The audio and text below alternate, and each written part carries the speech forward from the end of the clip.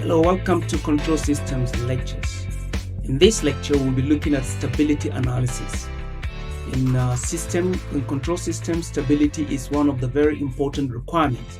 There are three main requirements in control system design. The first one, which we've already covered, is transient response, which specifies your rise time, your settling time, your percentage overshoot, and these must be specified as part of your specifications. And then the next most important thing is stability. A system must be stable before you can continue with your design or controller design. You can see, for example, a stable system will be this first figure here. If the ball is moved from its desired operating position, it will come back there.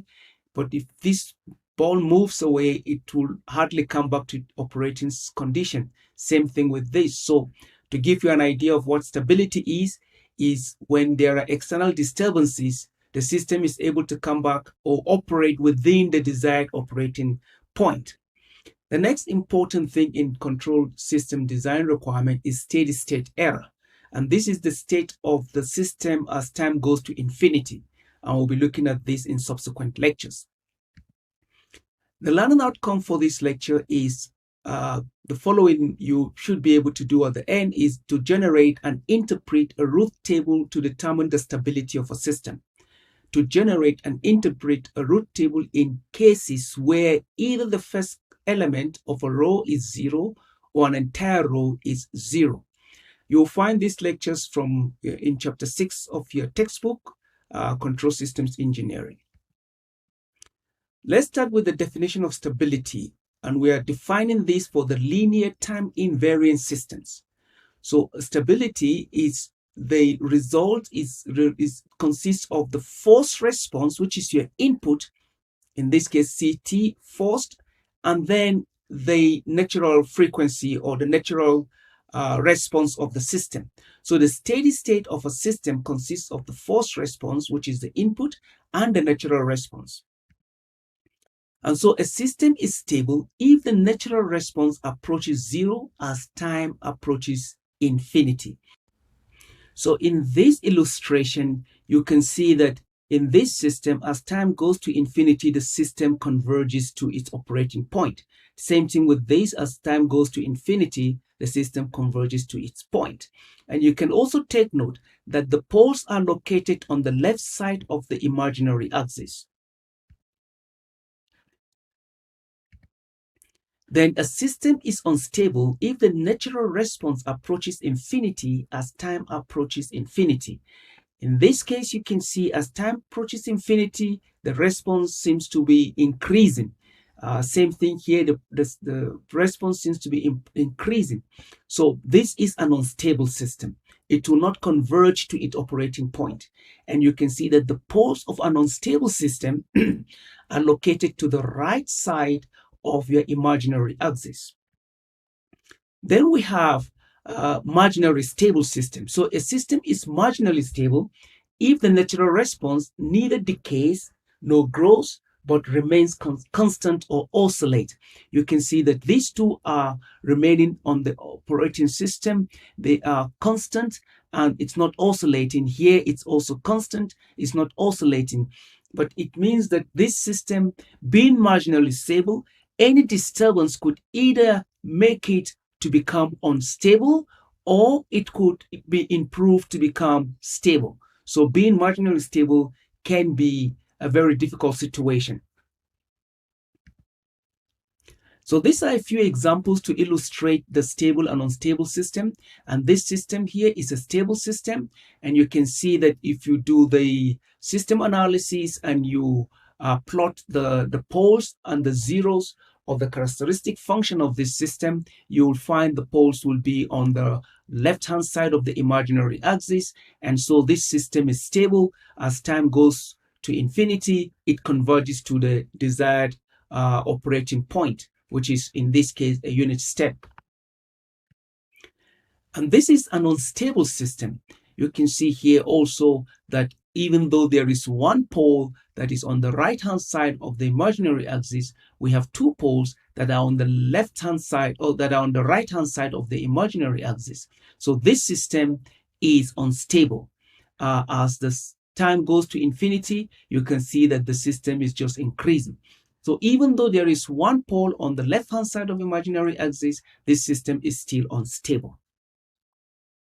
So pole location for stability is what I've said, is the system is stable, is said to be stable if all the poles of the closed loop transfer function are on the left half plane of the S-plane. And the problem is at times this is not obvious from the closed loop transfer function. So the point we're trying to make here is if you have a system closed loop transfer function, you cannot, by just looking at the closed loop transfer function, be able to tell if these poles are on the left-hand side or on the right-hand side or on the imaginary axis. So let's take, for example, so you have a system given in figure A, and you want to find the poles of these, and you want to find where the poles are located on the S-plane. So we do our transfer function, and then we are able to reduce this system to this transfer function. So this is the characteristic function which we need to plot on the poles. So if you look at this T of S, it is not very obvious that we know where the poles are located. For us to know where these poles are located, we need to factorize this, and this can be a very difficult task. So what we need to do is to find a way where we can tell from a system, from the transfer function, even though we have not factorized them into S plus A1, S plus A2, S plus A3, but that with this equation or this characteristic function that we're able to tell where the poles are located on the S-plane. And that is where the Routh criterion comes into play. So let's do a little bit of historical interlude. Edward John Routh in 1876 proposed what became as the Routh-Hurwitz stability criterion. He's an English mathematician. And then in 1895, Routh-Hurwitz, who is a German mathematician, determined the Routh-Hurwitz stability criterion. And this stability criterion is what we are going to use in studying the stability of our control system. So what is the Routh-Hurwitz criterion? It is a method that allows us to determine how many poles are on the left half plane, the right half plane, and on the j omega axis or the imaginary axis without factorizing the characteristic function. So it does not give us the coordinate of the poles, but it does tells us how many poles are on the left-hand side, how many poles will be on the left or on the right-hand side, or even the ones on the imaginary axis. So there are two steps in using the Routh-Hurwitz criterion. The first step is to generate a data table called the Routh table, or what I love to call the Routh array. Then the next step is to interpret the Routh array that you've generated to tell how many closed loop system poles are on the left half plane of the S-axis or on the right half plane, of the imaginary axis, or on the right half plane and or on the imaginary axis. Note that this method could be used both as an analysis and as a design tool. So let's explain this. This is your closed loop transfer function. If you like, this is your T of S.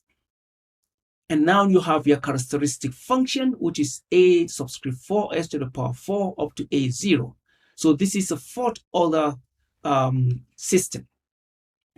The first step is you will then have S to the power 4 row, S to the power 3 row. So you will have 5 rows for S to the power 4 characteristic function.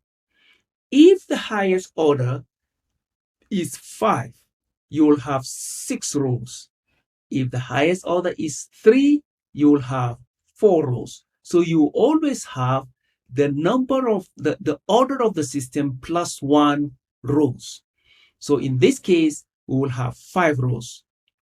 And then the way we arrange the coefficients of the characteristic function is we start with the s to the power 4 row, where you have, this is the s to the power 4 row, so you take the coefficient a subscript 4, and then you go to a subscript 2, so you skip the s to the power 3 row, and then you come to the last one. So you're basically taking the first coefficient, skip one, next coefficient, skip the next one, and another coefficient. So you keep skipping one coefficient and taking the following one, and then you formulate your first row. Then in doing the second row, you start with your a subscript 3, which is the s to the power 3. So you have a3, and then you skip one, and then you have a1, and then you skip one, and then this will be 0. So now you have formulated the two rows. The next is, how do you come up with the subsequent rows? So in order to get to the s to the power 3 row, what you do is you form a 2 by 2 matrix between the first column of your first two rows and the second column. So these two columns form these matrix. You take the determinant, which is the negative determinant, that's why we put a minus there, and then you divide it by a3. So what you're going to do is, along this whole row, all the determinants we're going to be formulating will be based on these two rows, and all will be divided by a3, a3, a3. So here is the first one. So you say a4, a1 minus a3, a2 divided by a3. Remember, you have your negative sign there, and that gives you b1. Then in order to get b2, you retain the first column of the matrix, and then you've already used this second column here, so you no longer use this. You take the next column and you form your 2 by 2 matrix.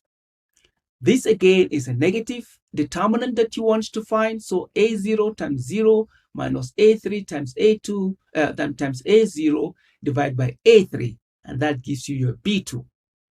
You do the same thing with the next, which is b3. You still retain the first column, and you take the next, which will then be 0, 0, and that's where you will arrive at this next coefficient. Then you move down to a1, to s1 row. In order to get s1 row, you will now move one step down. So you no longer use your s to the power 4 row, but you use your s to the power 3 row and s to the power 2 rows to form your matrix. So here we have a3b1 as your first column, and you maintain this first column all through this row, and only the second column is changing. So in the first case, you have a3b1, and then you have a1b2, and you have your 2 by 2 matrix. So you again divide this by b1, and again in this case you are dividing by b1, and all through this row you will divide by b1, and this gives you c1. The same thing you do here, keeping the first column, and you take the next one, which will now be 0, 0, and that gives you 0. And this is just to complete the matrix, and so this is going to be 0, and this whole row will be divided by c1. So that's how you form your root table. And now we'll use this example to illustrate. So the question here is that you are given this example and you are asked to generate the root table for the system shown in this figure and then interpret the result.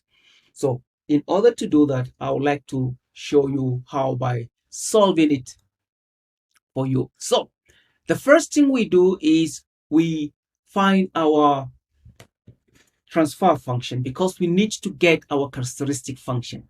And for you to get your characteristic function, you have to reduce this into the simpler form, so into your input output. So in order to do that, we will find our TS. So Our T of S for this system will be equals to, remember we said, is G of S over 1 plus, so this is plus because here we have a negative feedback.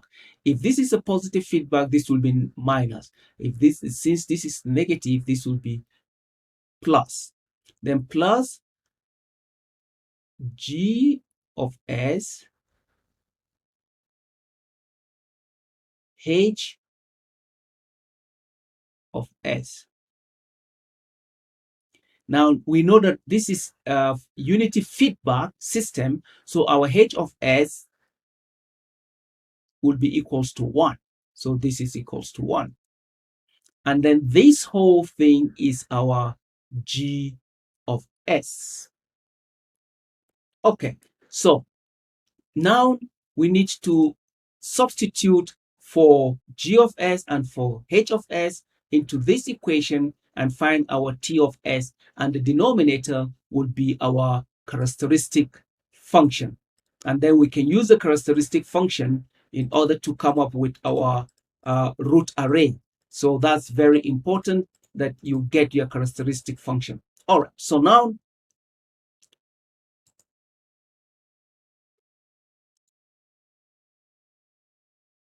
so your T of S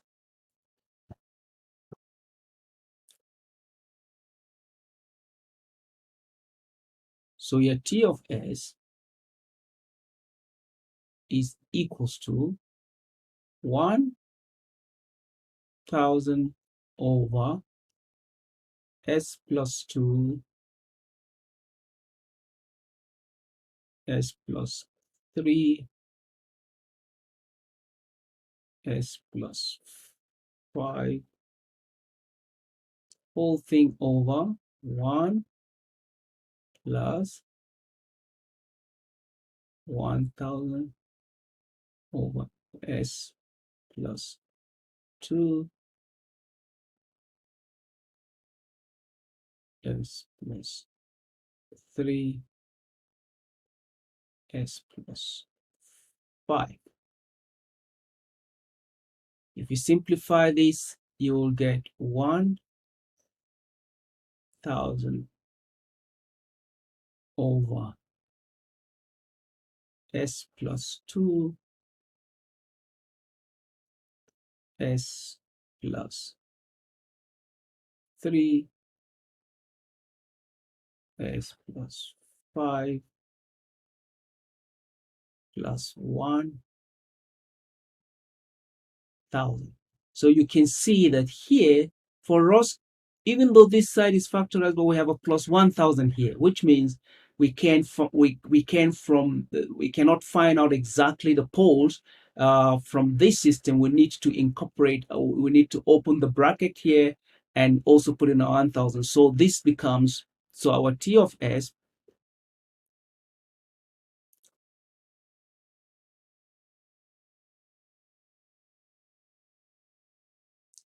is equals to, if you simplify it, you will get 1000 over S to the power 3 plus 10S square plus 31S plus 1030. So this will be your T of S. And now you can see that your characteristic function is this one now. This is your characteristic function. So it is this characteristic function that you will now use to create your root array. So we go to the next and say now we have formulated this and we have this and we need to create our root array. So we're going to have 4 rows because our highest order is S to the power 3. So let's do the Routh array. So you start with your, so we have s to the power 3, s to the power 2, s to the power 1, and s to the power 0. And then in formulating this, so you have s to the power 3, and the coefficient here is 1. We skip this, and then we have 31. We skip this, and we have 0. So what we're going to have is here we're going to have 1,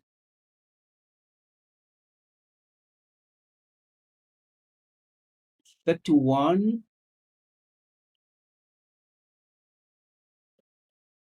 and then 0. And then for the s square, we have 10, then we skip this, and we have 10, 30. So we will have, and then the next will be 0, of course. So here we have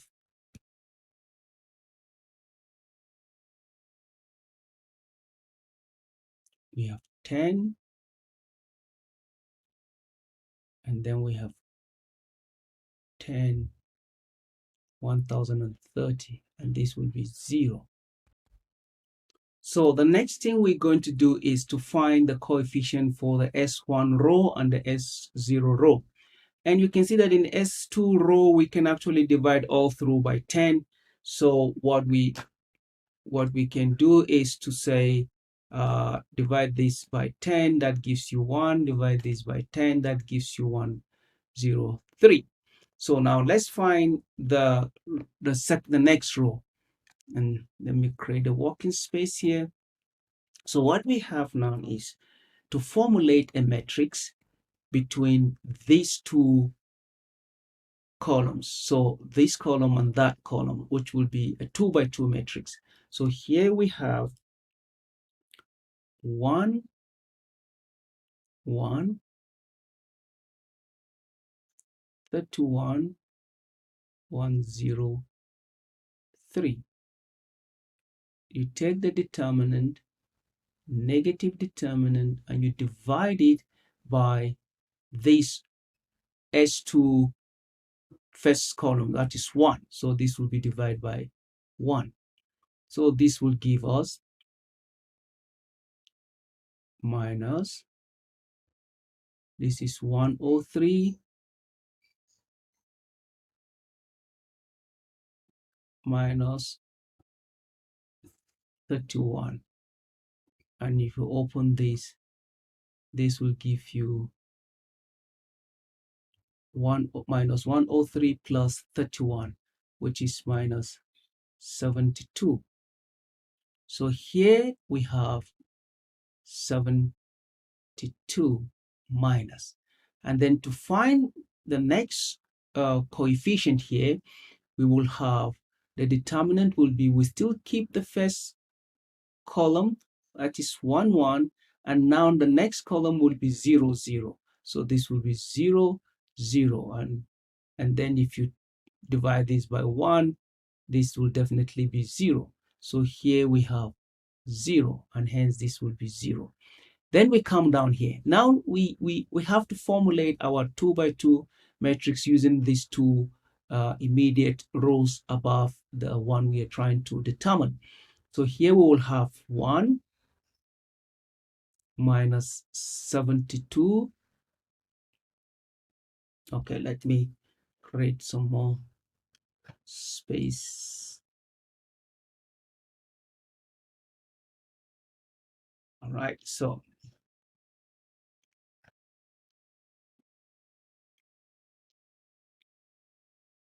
we have the determinant will be, because it's minus determinant, so this will be 1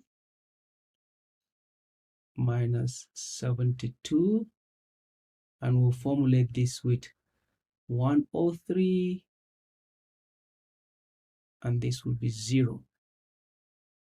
And we divide this by minus 72, and this will give us, so if you do that, you'll be able to arrive, you'll get So this would be 0 minus 72 times 103. So we have, with this minus, this becomes plus 103 times 72. If we divide this by 72, since this is 0, this will, and then you have 103. So here we have 103, and this will definitely be 0. This will be 0. So this is how you formulate your Routh array or the Routh table. The next thing is for you to be able to interpret this result. So it's quite easy in formulating the table. If you have any questions, you can always contact me. So now the interpretation of the Routh array. The Routh-Hurwitz criterion states that the number of roots of the polynomial that are in the right half plane is equal to the number of sign changes in the first column. So you know that our interest is to find out whether there are any poles to the right hand side of the plane, because once there is any pole to the right hand side of the imaginary axis, then the system is unstable. And so the Routh criterion is to help us to determine that. And the Routh criterion says that this is equals to the number of sign changes. So the sign, like positive to negative, is one change. So these are the things we now need to look at in the first column. So our attention must be drawn to the first column. If any pole is located on the right half of the S-plane, the system will be unstable. If there is a change in sign in the first column of the Routh array, the system is unstable. So now this is the Routh array we've just formulated. I just put it here nicely for us. If you look at, this is the first column we're looking at. And how many change of sign do we have here? We have 2 sign changes, and I will explain that. So you can see that there are 2 sign changes. That is, this is positive, positive, then it became negative, then from negative it went back to positive. So these are 2 sign changes in the first column. And we're interested in only the first column. So this tells us that there are 2 poles on the right-hand side of the imaginary axis. Therefore, we can conclude that this system is unstable. I would like you to try the skill assessment exercise 6.1, which is in page 307 of your textbook, and see whether you can formulate the table. It is a 7-order system, which means you're going to have 8 rows. It will be a very good exercise to help you to master the application of the Routh-Hurwitz table.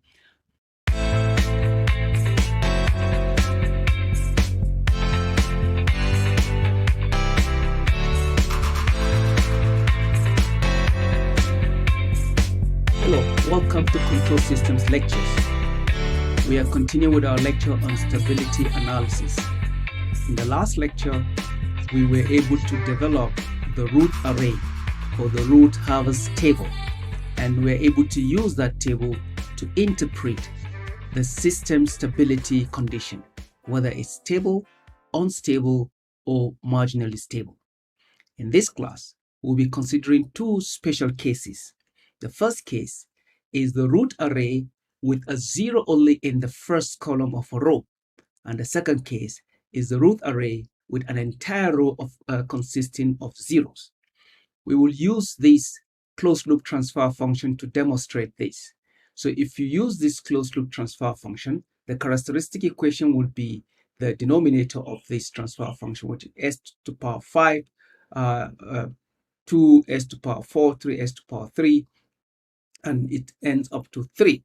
So if you take this and you arrange, it means you're going to have 6 rows, starting with s to the power 5, s to the power 4, s to the power up to s to the power 0. And then you start arranging the coefficients by taking from s to the power 5, you have 1, you have 3, and you have 5. And then from s to the power 4, you have 2, and then you have 6, and then you have 3. So here we are. the first two rows have been arranged based on the characteristic equation. Now to find the next row, we have to form 2 by 2 matrices using the first two rows to compute this. So we form 1, 2, 3, and 6, and then we say the negative determinant of this 2 by 2 matrix divide by 2.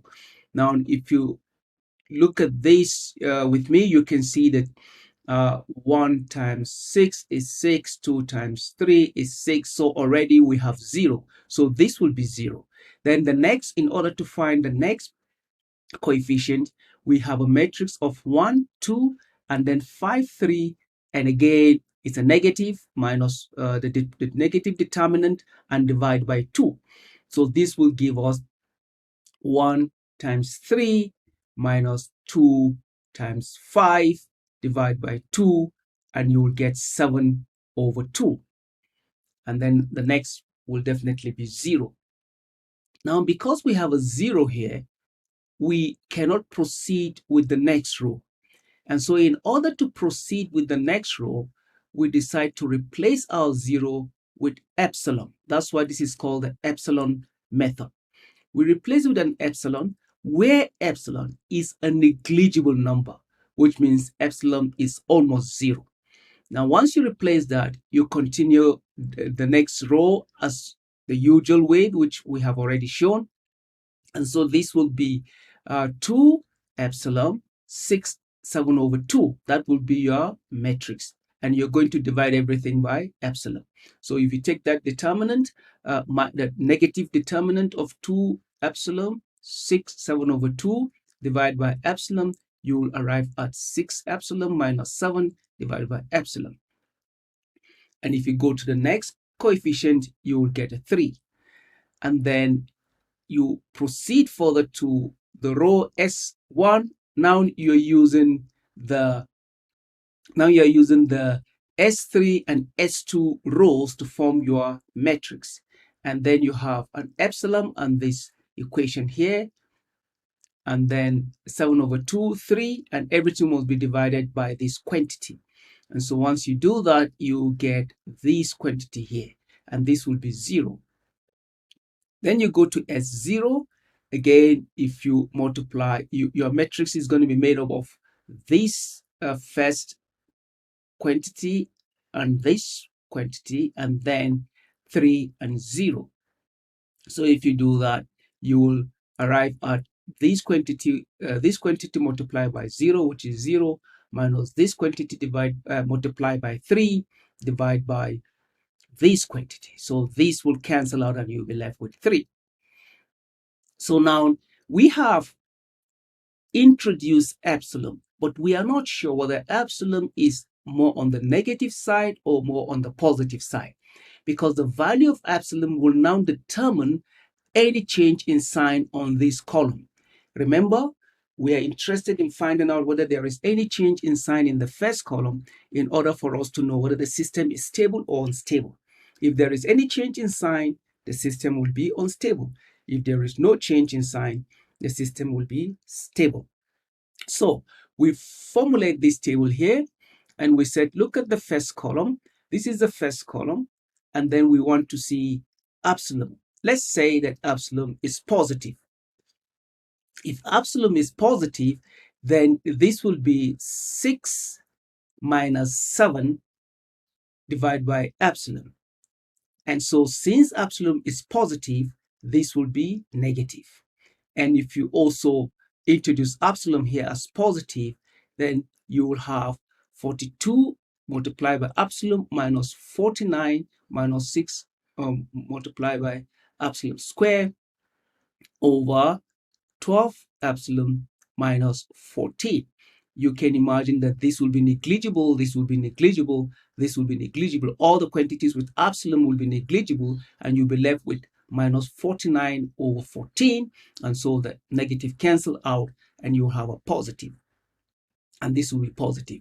So if we say epsilon is positive, it means we will have two change in sign, plus, minus, plus.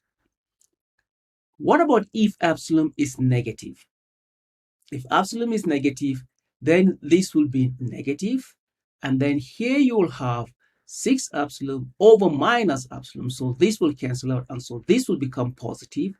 And if epsilon is negative, this will be negligible, negligible, but all negative, negligible. So this will be, of course, negative, because this becomes square of negative will be plus, and this will be negative, but you'll be left with minus 49 over 14. So this quantity will still be positive. So either ways, either you take epsilon to be a small positive value or a small negative value, you have two change in sign, because here we also have positive, negative, positive. And so it doesn't matter whether your epsilon is taken as small positive number or small negative number. So this system is unstable because we have change in sign. There is a second method that we could use for this situation, and this is the reciprocal method. The reciprocal of the original polynomial will have the same root distribution, that is the left-hand plane and the right-hand plane and imaginary axis. Therefore, using the reciprocal gives the same information without having a zero in the first column. And we're going to show this very soon. So the polynomial with reciprocal roots is a polynomial with coefficients written in the reverse order. So this is the problem we are looking at. Now we're using the reciprocal method. This is our characteristic equation or characteristic function. If you take this characteristic function, the reciprocal of this will be writing this in the reverse form. So you see that the 3 comes here, 3s to the power 5. You just reverse the coefficients. 5 comes here, and so we have 5s to the power 4. Then we have 6s to the power 3. Then we have 3s squared, 2s plus 1. So we just reverse the coefficients. So now we will use this reciprocal to cast our Routh array, or to develop the Routh table. And so we have the characteristic equation here. And so the first row will be 1, and then 6 and 8, which we have here. And the next row will be 7, 42, and 56. We just divide through by 7, and we have 1, 6, and 8. And now if you take the 2 by 2 matrix, you will see that you have 1, 1, 6, 6, and the determinant will be 0. So this gives us 0. Then the next matrix will be 1, 1, and 8, 8. And the determinant will also be 0. So this is 0. And since the next is 0, this will be 0. So you now have a row of zeros. The question is now, what do you do? So this is what we do. You formulate an auxiliary polynomial using the s to the power 4 row. That is the row just before the 0 row. And that will give us s to the power 4 plus 6s squared plus 8. This is because we are taking the s to the power 4, so these coefficients are the ones we are using. And then you can see that we don't have s to the power 3, because when we formulated this, we took s to the power 4, and then we took s to the power 2, and we go on like that. So this is the polynomial here. So from here, you differentiate this polynomial with respect to s, and you will get 4s cubed plus 12s. Now we replace the coefficient of this new polynomial with the zeros. And so if you do that, you will have 4 and 12. So we just replace this with the zeros, and we can also again just divide all through by 4 to make it much easier. So we have 1 here and 3. So now we do not have a row of zeros anymore. So next we proceed as normal to formulate those 2 by 2 matrices and complete the Routh array, and that's the final Routh array that we have before us. So the row of zeros is a result of a purely even or purely odd polynomial factor of the original polynomial. So up until where you have the 0 row, you are dealing with the main polynomial. But after the 0 row, you are now dealing with the polynomial that is either purely odd number or purely even. This is a purely even number polynomial. You can see the roots will be symmetrical because this will give us roots that are symmetrical about the origin. And the symmetrical roots can occur under the following conditions. There are three conditions that they can occur. Either roots are symmetrical and real, roots can be symmetrical and imaginary, and the roots can be quadrilateral, which means you have 4 roots. But let's show this in graph. So you have the roots that are real. You have A. So these are 2 roots that are real and they are symmetrical around the origin. And then you have the roots that are symmetrical on the imaginary axis, which is the BB. And then you have the quadrilateral symmetrical, which is the C's. So you have 4 of them. So these are the cases you have. Either you have this case or the second case or the third case. The row preceding the row of zeros contains the even polynomial that is a factor of the original polynomial. So before you arrive at the 0 rows, that very row that does not have zeros is the one that contains the polynomial, that contains the even polynomial. And then everything from the row of zeros of the root array is a test only of the even polynomial. So now you are testing the even polynomial to see whether they are real and symmetrical, auxiliary and symmetrical, whether they are along the imaginary axis and symmetrical, or they are quadrilateral. So let's look at this example of row of zeros, where you have this closed loop transfer function. And the question is, how many poles are in the right half plane, in the left half plane, and on the imaginary axis? So the first step is you complete your array just as we've explained. First 2 rows is straightforward, and then you go on until where you encounter zeros. You can see that the zeros will encounter in s to the power 3 row. So this is 0, 0, 0, 0.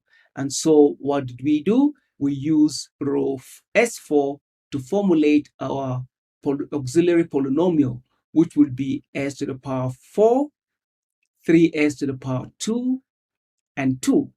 And then we differentiate that. And then after differentiating that, with respect to s, we then put those values, which will give us 4, 6, and 0.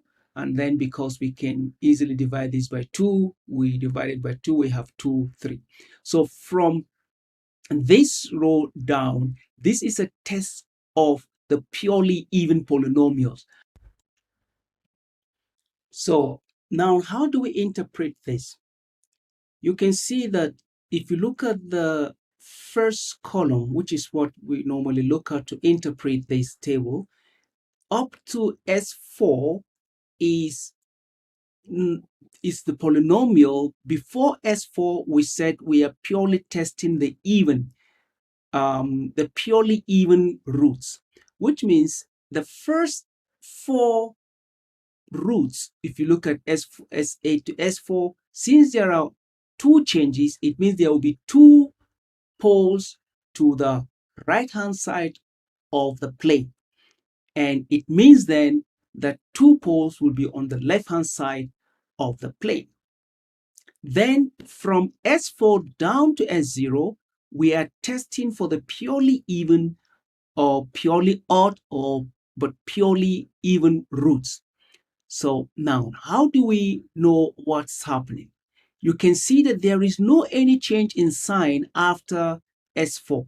Since there is no any change in sign, and since we know that the purely even roots must be symmetrical about the origin, it means then that there is no any pole on the right hand side of the plane. And if there is no any pole on the right hand side of the plane, there will be definitely no any pole on the left hand side of the plane, because you need the law of symmetry, which means that we have 4 of the roots on the imaginary plane. So we can put this in the table form. If you look at the even, which is the 4th order, we will have all the 4 on the imaginary plane. If you look at the others, that is from that is from 8 is s to the power 8 to s to the power 4, which is also 4 roots, you will have 2 changes, which means there is 2 on the right half plane and we have 2 on the left half plane. So if you look at the total, on the right half plane we have 2, on the left half plane we have 2, and on the imaginary axis we have 4. So this summarizes the findings from this Routh array.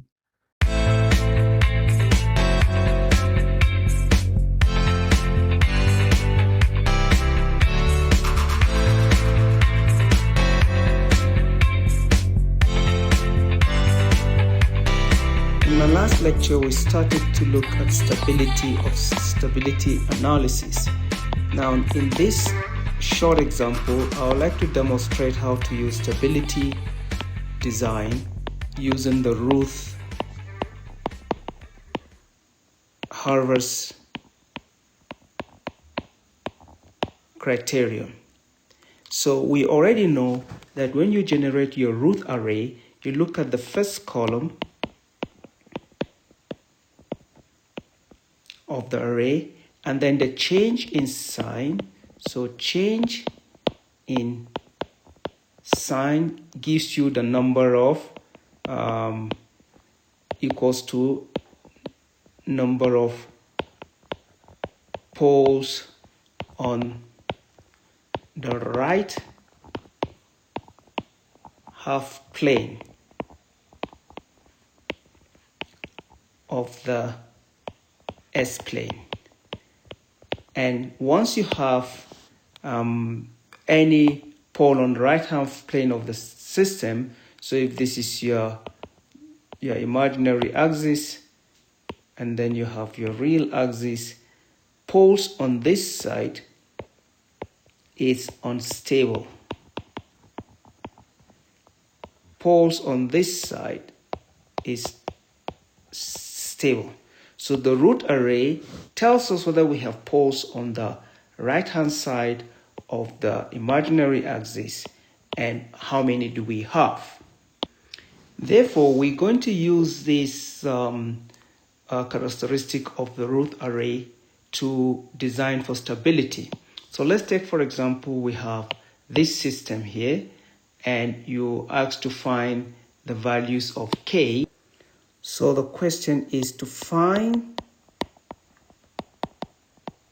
the range of values of the gain k for the system to be stable,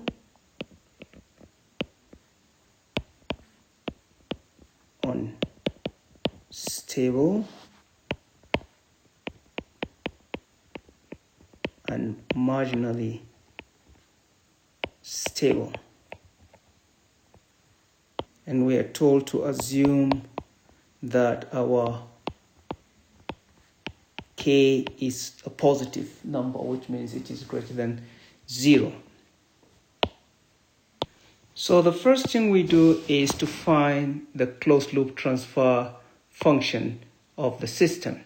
So that will be our T of S, and this will give us k over S plus 7, S plus 11, all over 1 plus, it's a negative feedback, so it's 1 plus k over S plus 7, S plus 11.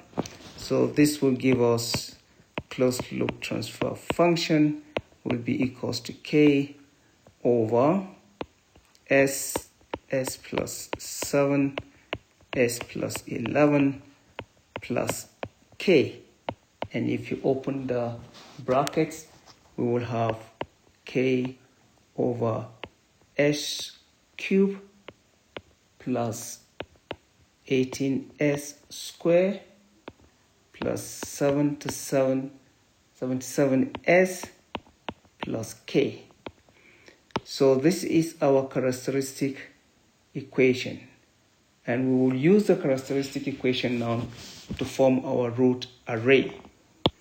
So with this characteristic equation, we will now form our root array.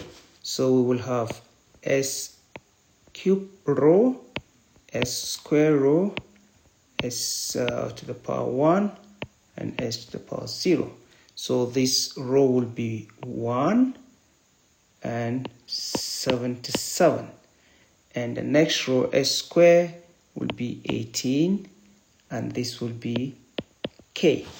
So now we need to fill up the rest. So if we now say what will be here, this will now be the determinant 1, 18, 77, k minus the determinant divided by 18. And this will give us 1386 minus k over 18. You can find this out for yourself. So here we will have 1386 minus k over 18. And the next, of course, will be this with no any other row, so this will be 0. And then to find the next value for the S0, it will be taking the matrix 18, 1386 minus k over 18, k and 0. This is minus, but we have to divide this by 1386 minus k over 18. And this will then give us k. So what we have here is k. So for the system to be, so we can see that this row could be, that is the S1 row, could be positive or negative. If k is greater than, no, let's start with k being less. If k is less than 1386, then the system will be, there will be no any change in sign, and so the system will be stable. And then we will have 3 poles on the left half plane of the imaginary axis. If k is greater than 1386, then we will have, there will be 2 sign changes, because if k is greater than 1386, this will be negative, and if this is negative, then it will start from positive to negative, and then it will start from positive to negative, and then back to positive again.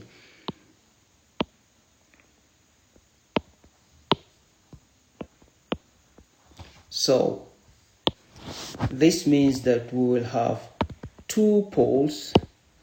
We'll have 2 poles on the right half plane, which means system is unstable. And then finally, if k is equals to 1386, then this will be 0, this will be 0, and then we will have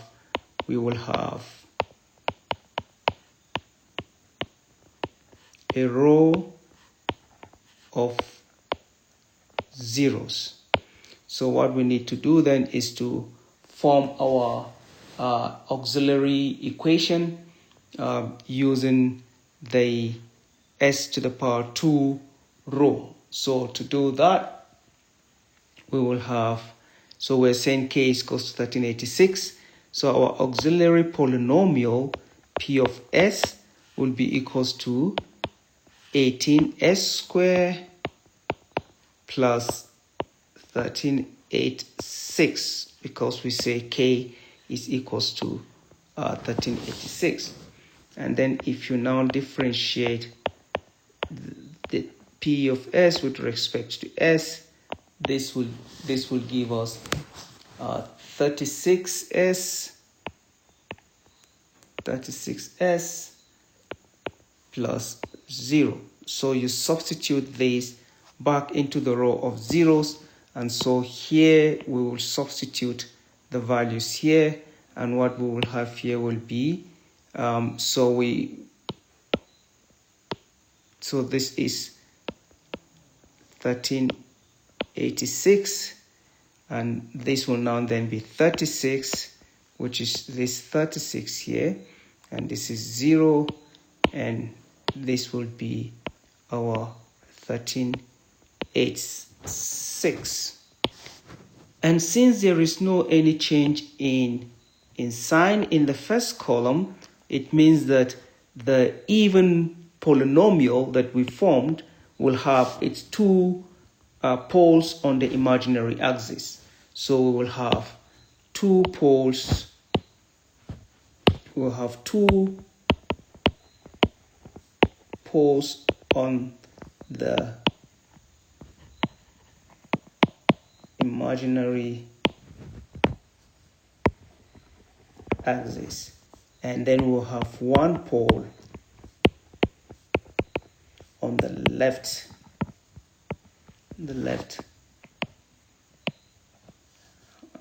half plane. So in this case, the system is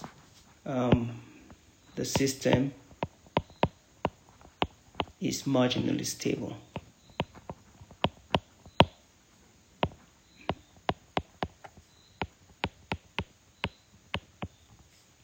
Marginally stable.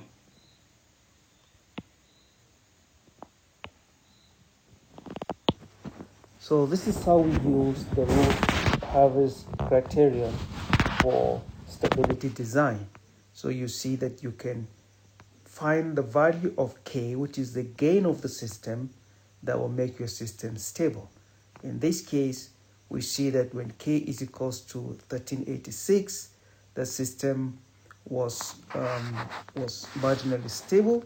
When our k was greater than 1386, the system was unstable, and when k was greater than 1386, the system was stable. So thank you very much.